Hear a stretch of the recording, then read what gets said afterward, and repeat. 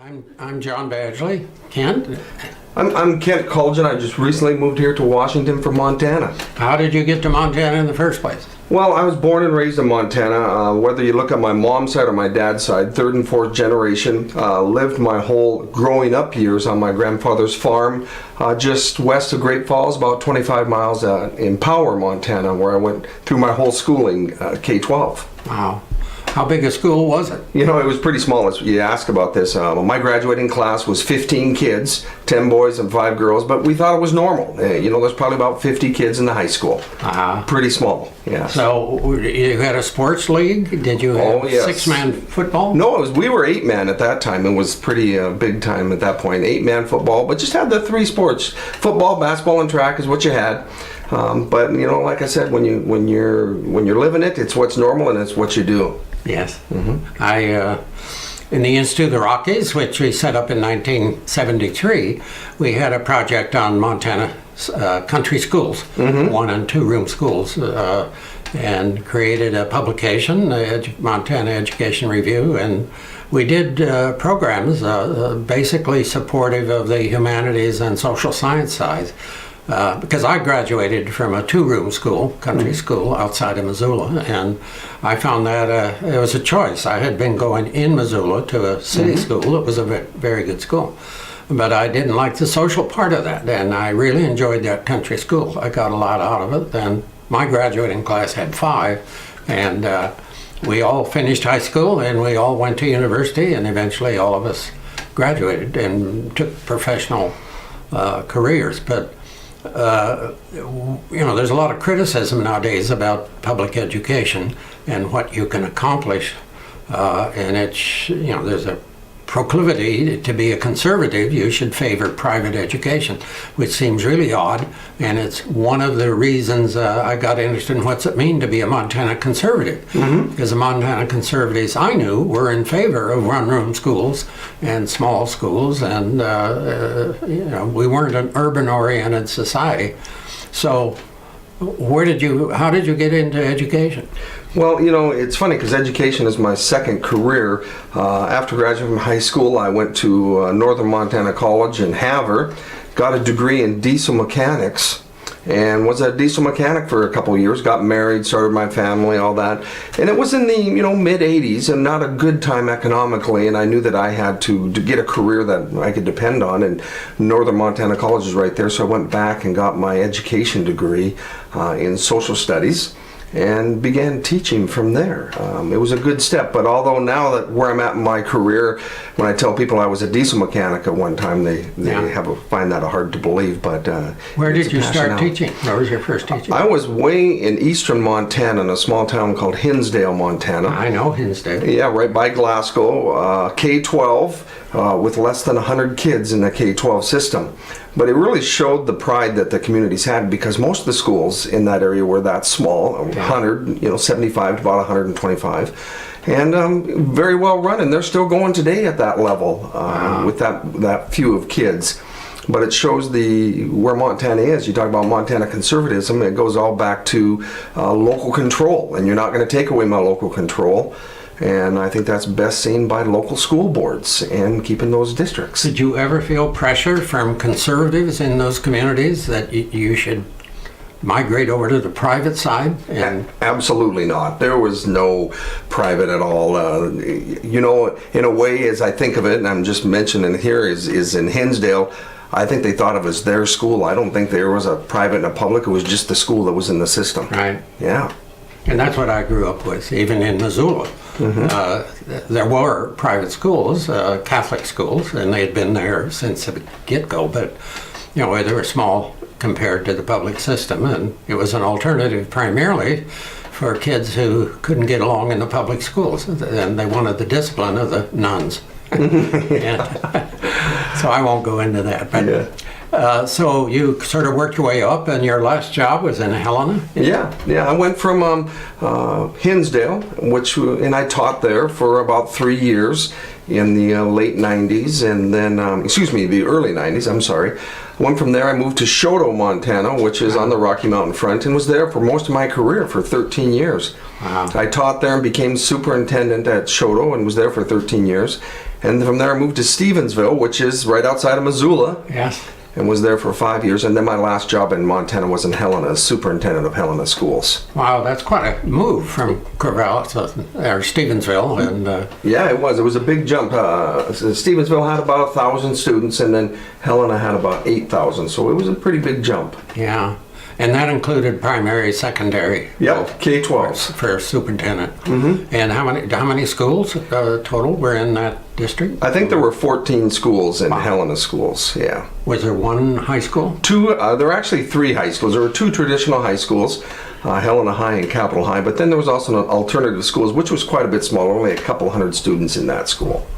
Okay, and that was designed for kids who couldn't fit in to the regular schools? For whatever reason, alternative schools are different than probably the reputation has for them. A lot of people think alternative schools are for behavior, and nothing could be farther from the truth. I love how you put it, John. It's for students who traditional schools wasn't a fit. And so because it's public education, and we believe that everyone needs education, alternative schools came to meet their needs. You know, what comes to mind, this isn't a logical step, but we have an opioid crisis. Drugs became an issue in Montana even in the 70s when the Institute of the Rockies was working on public education. I assume now in smaller towns as well as the cities of Montana that opioids are a huge issue in high schools. Was that true in Helena? I'm sure it was. I'm not going to be naive to say that any of the schools didn't have drug issues. Do I think it was rampant? You know, I'm going to say I don't know. I know that it was in schools, and I know people involved it, or we were involved in it. We had programs to help with it. But to define rampant versus not, or where that line is, I couldn't talk to that. As an administrator, you didn't spend a lot of time on the issue? As an administrator, no, we didn't. Especially at the superintendent level, we knew that we had programs in the school for it. We knew we had issues with it, with drugs as a whole, but specifically, no. Okay. Mm-hmm. Did your kids grow up then in Helena or in Stevensville? I have 3 kids, and one of them graduated from each one of the schools. So my oldest graduated from Choteau, and then my middle graduated from Stevensville, and my youngest graduated from Helena, which was different because most administrators wouldn't move while their kids were in school, and my family didn't believe in that. We thought the more you moved around, the more friends and the more culture you could have. And so my daughter went to Choteau almost her whole career, little in Hinsdale and in Choteau. My middle son moved when he was a sophomore in high school to Stevensville. And then my youngest son moved from a sophomore in high school when he was in Stevensville to Helena. And so they moved in the middle of their high school career, and if you talk to them today, they both will say it was great moves for them. Really? But They didn't complain about losing Not friends? at all, not at all. In fact, but it's a personality and it's our life. When you're in education, schools are your life. You know, it's a way of life rather than just a job. Well, one of the things that you, in this series, you're the only one that I recall that is really devoted to education as a career. And one of the things, at least in Montana, is the political nature of education. You have to keep going back to the public for mill levies. Otherwise, you can't keep your schools open. Yeah, exactly. And that ends up being a political activity. Generally, the people who are pro-mill levy are, quote, progressive, and those against it are regressive. That is, they would prefer to not spend so much money on those damn teachers. They're making too much. After all, they're off all summer. They can get other work, and I've got to work all year long, and I don't make as much money as you teachers do. What was your experience in defining your constituents, that is the taxpayers in Stevensville and Choteau and Helena? Was it a significant difference from school to school, or? You know,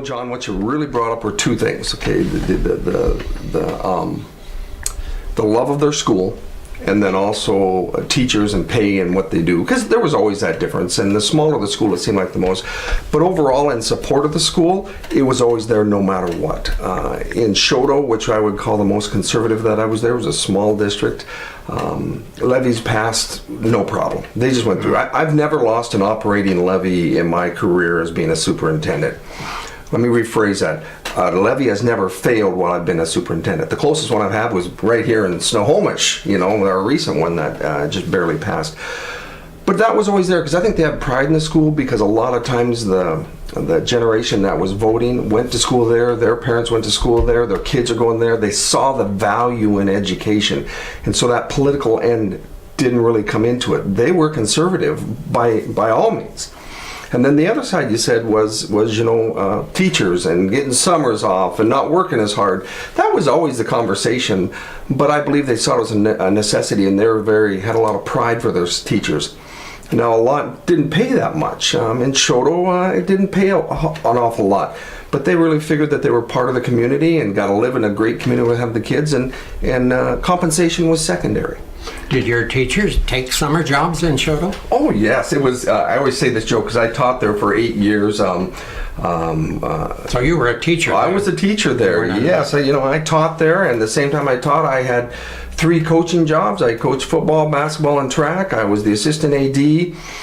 My wife worked in the school in the concession start. She stayed at home and took care of the kids. I always joke that there were 5 paper routes in Shoto, and 4 of them were by school teachers. And I had a paper route all the time I taught in Shoto, just for a little extra money. And then at night, we cleaned an office building. So it was life. It was the way it was. And I'm glad my kids were raised in that, because my daughter would get up in the morning, do the paper route with me. I'd teach all day, do my coaching, and then after that was all done, as a family, we'd go clean the building. And that's how you survived.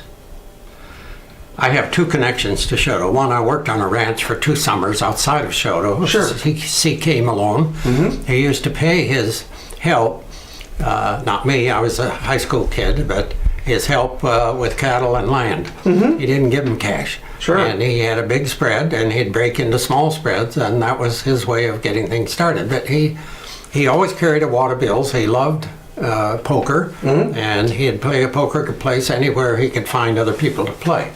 And I don't ever remember him bitching about lack of, about the school system or about what he was done for taxes. His son, C.K. Malone, I lost his name, worked at Boeing. He was an accountant, but he came back to Shoto mm-hmm. to raise his kids. His wife was from that area. For some of the same reasons of what you just talked about. They love the sports, they love being involved in the community, although their ranch was maybe 10 miles outside of town. Mm-hmm. We have interviewed in Conrad, which is not too far from Shoto. They have a newspaper, the Independent Observer, and I subscribe to that to follow what happens in small towns throughout the state. It's a pretty good newspaper. My nephew was the photographer, then the correspondent, and finally the manager of the newspaper, and he's still alive. But mm-hmm. There's huge competition among those Montana towns all the way across from Yak to Glendive when it comes to sports, particularly basketball, but also football. Mm-hmm. And often the schools are defined by the sports. And if there's not a clinic and not a high school, the town's going to die. It is. And that was your experience? Oh, yes. You go into eastern Montana where I started. The smallest school that I remember thinking about was a small town called Peerless. And it had between 15 and 20 kids in the high school, where many of them were foreign exchange students, where they brought the students in just to fill out the school. But it is true. It's what it is what people get around, no matter what size of the town they are. It's what they center on. Yeah. They're a big part of the district and of the community. You mentioned something really interesting to me, because I first learned about this phenomenon of bringing in foreigners mm-hmm. to fill up the role in the high school so they could keep the high school open and keep mm-hmm. the basketball teams going. Oh, yeah. And that was in a small town between Billings and Bridger, mm-hmm. Mm-hmm. Right along the Yellowstone. They brought in a dozen Taiwanese students. Mm-hmm. to meet the requirements to keep their football and basketball team open. Yeah. It was just amazing to me. Yeah. And so I think, okay, here we have conservatives being defined nationally as hostile to foreigners. And I'm thinking, is that true in Montana, where the local high schools in some cases are dependent on foreigners in order to meet the requirement for a mill levy? Yeah, I didn't even see it when I was teaching there, and I know what you're talking about the general definition maybe of a conservative, but when you get to small towns, all bets are off. It's whatever it takes, and they get together, and really, I suppose the best definition of what you're talking about is pulling yourself up by your bootstraps and doing what it takes to survive. And they accepted people. I know when I went to Hinsdale, I say one of the best things there were the people, and it was a great place for me to start my career. Conservative, yes, but do anything for you, make sure that you're successful, was right there with those people. And that's often what I read in the Independent Observer. Every week there's a cause that they're raising money for. Some family in trouble. Sure. And it's just expected that this church or that church may play the leading role, but often it's the fire department or the sheriff's department or some public agency that's leading the charge to bring in volunteers to solve this family's problem. Well, getting back to your experience growing up, I'm curious about what caused you to flip from being, because I gather your father and your ancestry was pretty much private sector, and they made their living buying and selling products. Is that true? Oh, sure. Agriculture was all it was, yeah. So what made you flip and decide, no, I'm going to go depend on taxes for my job? Never ever thought of it that way. It didn't at all. For one thing, I'm one of 9 siblings, okay, and and the farms were there, and I had a chance on the farm, but being young and being married, I wanted to go out and make my own, and so, like I said, to begin with, I was a diesel mechanic for about 2.5 years in Havre, and couldn't make it, and, my dad was still a young man, and the farm wasn't there, so I went back to college and started teaching, and it just rolled from there. But it was just an opportunity, because there's schools in every single town there, and I knew that if I could get my teaching degree, that, it was something that I loved to do, but also very secure. I'd always have a job type deal. And I think being raised in a climate where in the, late 70s, early 80s, mid 80s, we were used to an economy that wasn't that great, and so how do you get into a job that that you could go out and buy a car and have a 4-year loan knowing you're going to have a job in 4 years to continue paying that? And education was something that really attracted me on that side of the coin. The other side, I just wanted to do it because it sounded like a good time. Well, you took an aspect of education that in Montana at least is generally successful. You were male and you were interested in sports and you were willing to learn to coach. Maybe you coached things you didn't know a hell of a lot about as a kid, but you learned how to coach. Is that true? Oh yeah, that's, you get into it and you do it and you figure it out as you go. Education is, building a plane while it's flying, and that's exactly what it was.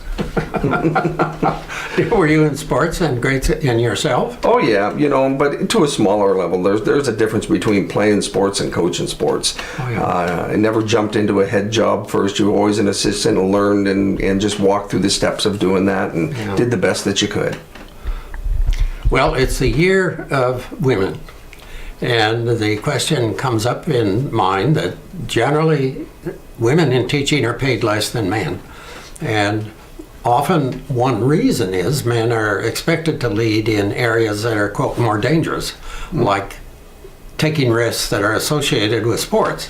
Now, until, Title IX came in under LBJ, girls' sports were considered much less important than male sports. And the transition happened in your lifetime from where there was almost no girls funding. Is that true at the beginning? Oh, no, not at all. Okay. Now you're talking, if I go way back to maybe my first couple years when I was in public schools, it might have been, but I don't remember.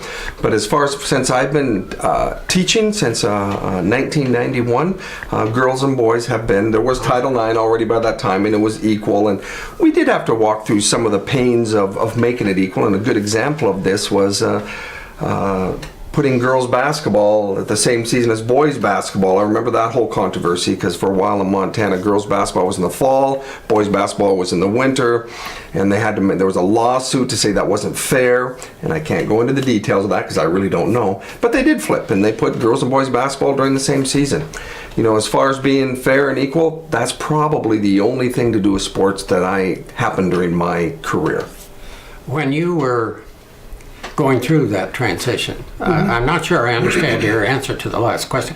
Did you find that it was quite easy to transition to a full-bore girls program equal to the boys program, or was that difficult? The programs were equal. They both had the same number of games a year, the same everything. It was so that they just had different seasons. The girls was in the fall, in August, September, October, and the boys were in this winter, November, December, January, and a little bit into February. And all they did was take the girls and put it in the winter. That was the only controversy there.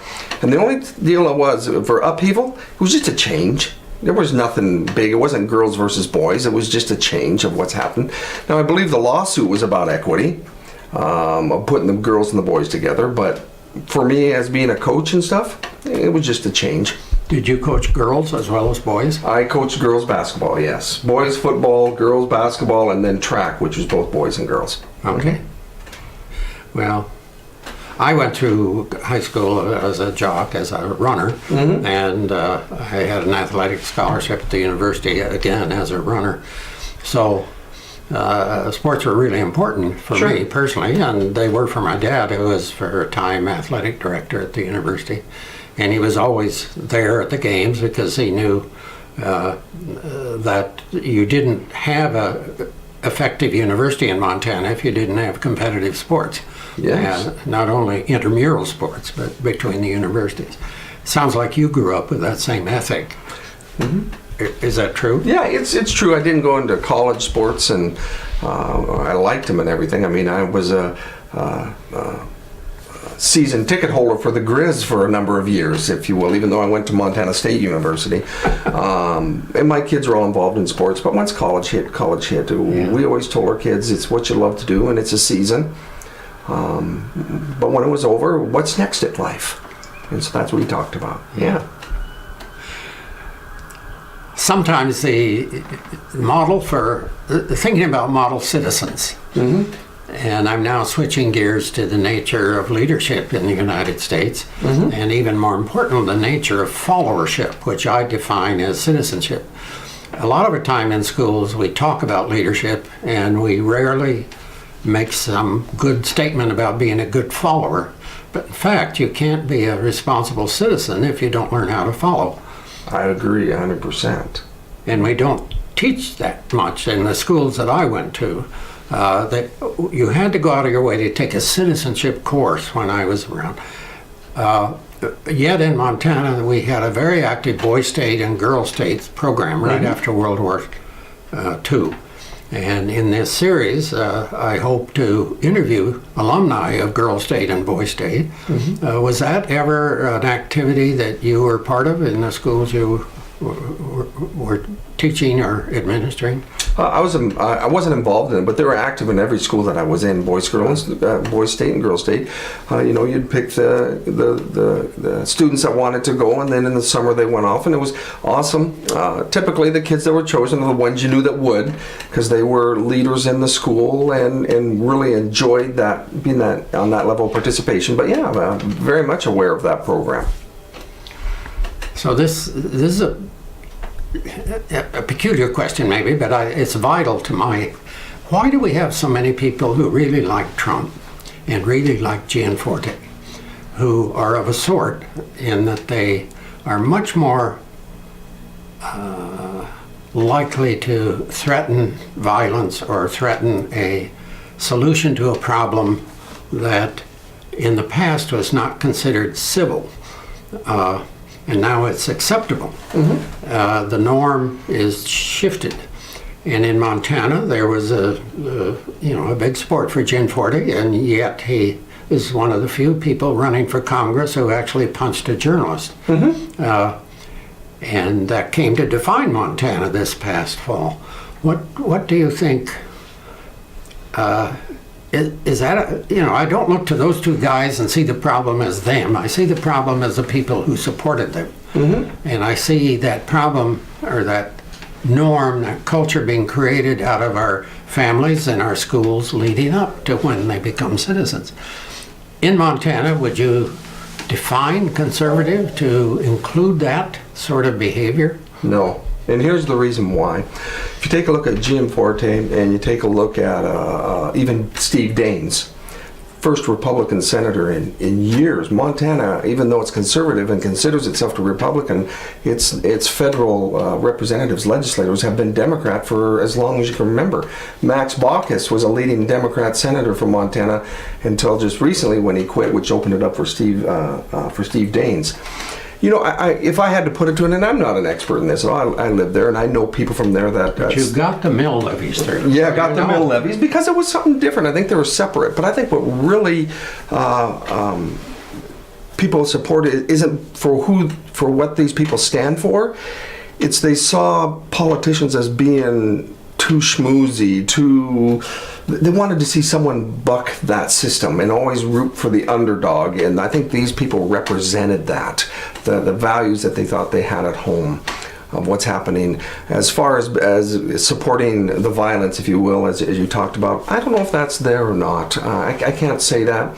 I know a lot of my relatives back in Montana do support those parties, but when really put down to it, they just wanted to see someone who was the underdog to the system. Wasn't the typical politician, the shined up suit politician. Right. When did it change? That is, Mike Mansfield was there for years. Yep. My family knew him, and he came out of a tough, violent life in the mines in Butte, and as a 14, 15-year-old, he went in the military, and he was in the Marines and the Navy and the Army, and yet he was considered an underdog representative, but he was always a Democrat. Yep. Well, you take a look at John Tester, who is also a Democrat and is seen probably a little more liberal than some, but is very successful in Montana, coming from a farm background up in north central Montana. He's a Democrat, but I think it really comes down to in Montana is who you are and what you stand for, where you come from. But with Gianforte and Trump and that, I think it really is just bucking the system. We've had a Democrat governor for years and years, and really ran some really strong races against some of those same conservatives that you're talking about. Gianforte ran against governor, but the Bullock, he lost to Bullock, who was a strong Democrat. Right. But I think they really take a look at who you are as a person. John Tester being a Democrat and running in there, they saw who as a person. Mansfield, as you talk about, saw who they were as a person and who they stood for. You can get some strong Democrats out of those same ranching communities as you do Republicans. And I think John Tester's a good example of that, of where they came out of. Do you remember, this springs to mind because some of the programs at the Institute of Rockies involved working with the Farmers Union, with the Grange, and with the Farm Bureau. Now those each represent farm interests that range from conservative to progressive. In the area that you grew up in, my sense was the Farmers Union was pretty strong, and the Farmers Union was largely oriented to grain, but it was interesting in retrospect, they were generally on the side of unions and the Democrats, whereas the Grange and the Farm Bureau were more on the Republican side. Do you think, do those organizations still hold any sway in the areas that you grew up in? I think they do. And if we talk about unions, in Montana, unions are strong and they're there. I was a teacher in Montana for 13 years before I became superintendent and never joined the union once, although I was asked. And I didn't have anything against them, but You had a choice. I had a choice, Okay. and I chose not to join them. And I wasn't seen as any worse or any better or in these school districts as it wasn't. I just didn't join when I was in there. A lot of it had to do with money. I remember when I was asked to be in the union in Shoto, it cost so much per year to be in the union. And I was, as I mentioned before, I was just barely scraping by raising a family. And I think it was like $410 in a year to join the union. And I said, boy, I just can't afford this. I agree what you stand for, but I can't afford it. They go, well, we can split it up over your 12 months pay. And I go, does that make it any less? And so I didn't join for those reasons, yeah. School unions are pretty strong in Washington. Mm-hmm. As a superintendent, has that become at all an issue for you? No, they were strong in Montana also. I don't look at unions as a bad, you got to look at it in a different light. As being the leader of the district, a union is there, and in Montana, I saw that you can deal with your employees on that level, which is compensation and working environment, with one unity. If I didn't have a union, then I would be dealing with a whole bunch of different of what everybody thought.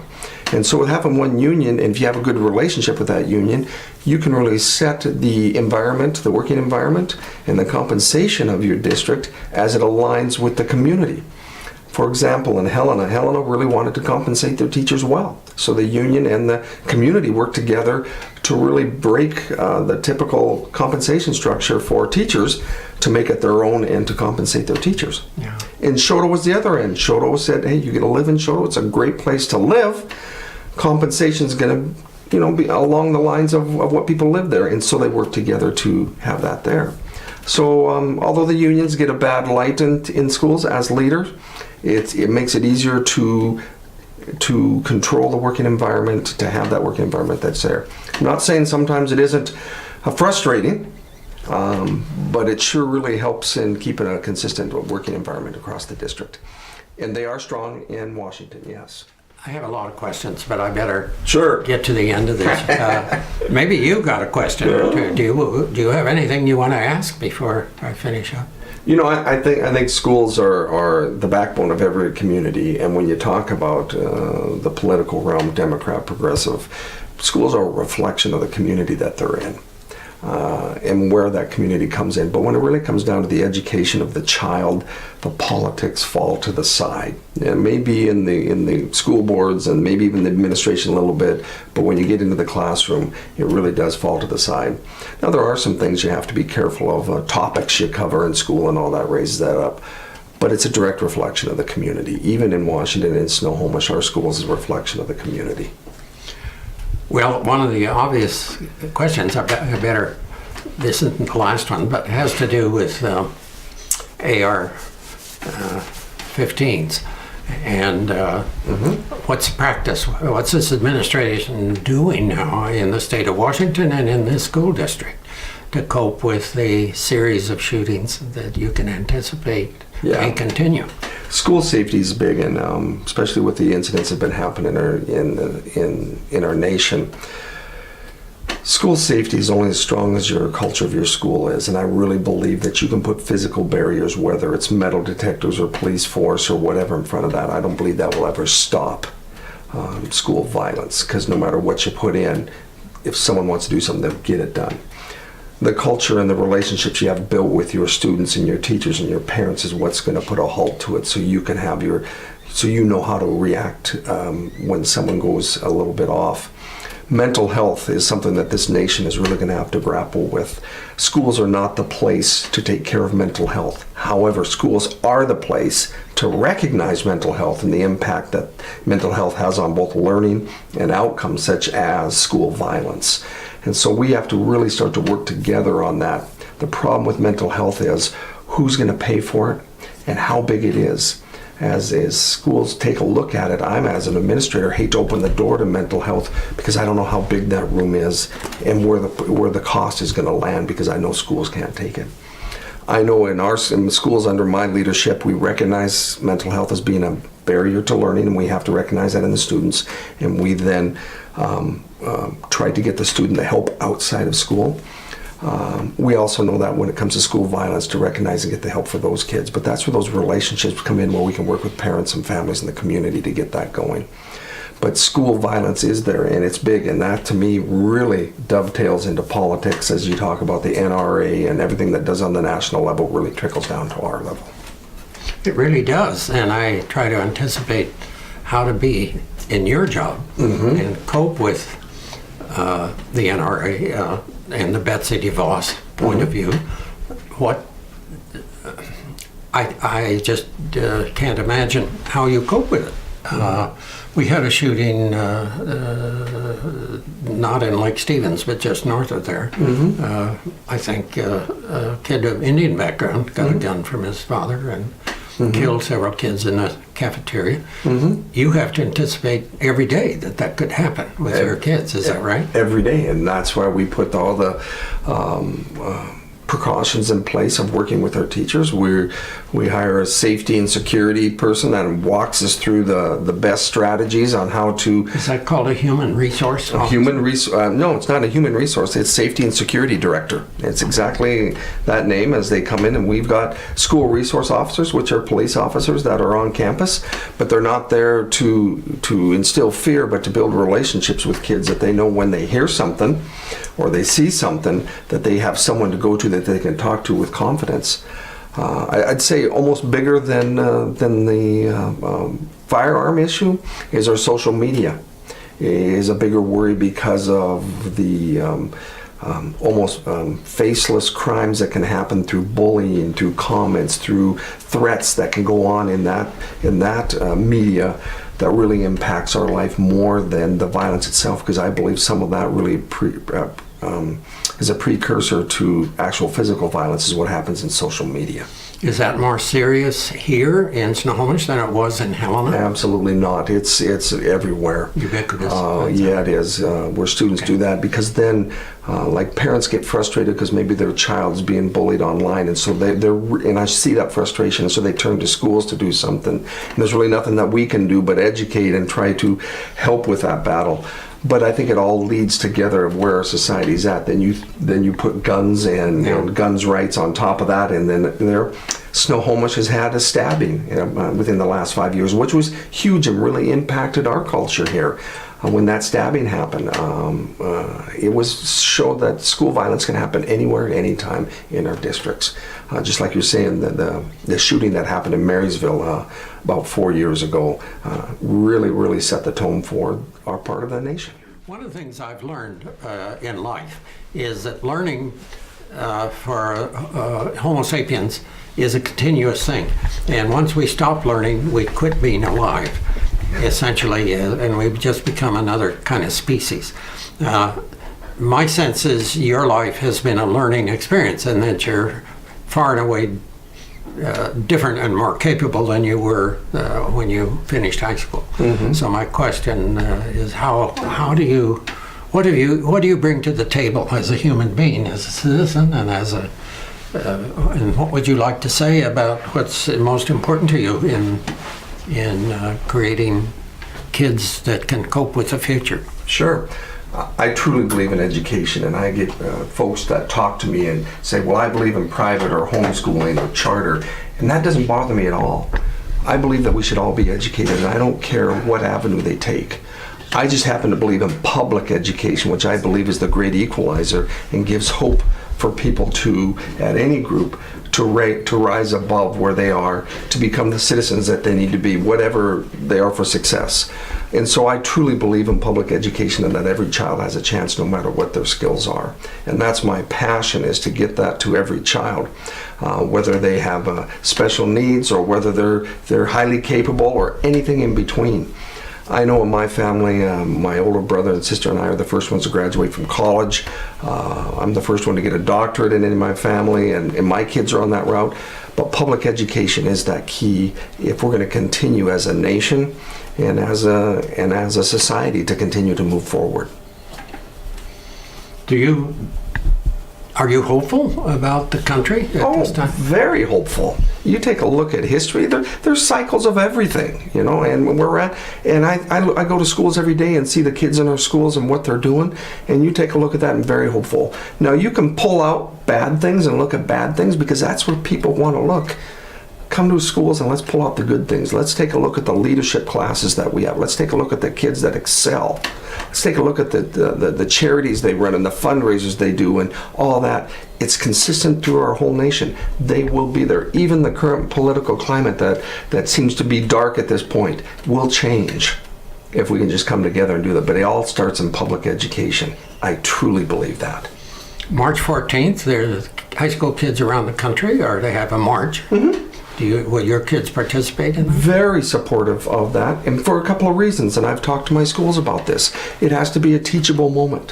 When you talk about followership and leadership, we have to talk to our kids, why are you marching? And if they can come up with an answer of why they're marching, then we're there. Also, how is your voice going to be heard? Are you just going to do this one day and then go back to normal? Or is this something you really champion? So I told my schools, number one, let's make it a teachable moment. Number two, let's make it safe and orderly. And our schools are working on that and making sure that this is a very teachable moment so our kids can have a voice, can make a difference. And I think it's something we can come together. Because when we talk about educators and students, it's not us and them, but it's together moving forward. We can learn just as much from the kids as they learn from us. Is your PTA supporting you in this regard? My school board supports me, and it isn't me. It's what's right for this show of signs, and when the kids really have something passionate in their hearts, shouldn't we help them learn? And this is a passionate thing for Snohomish kids? Yes, it is. That's interesting. Yes, it is. Thanks, Ken. Thanks, John.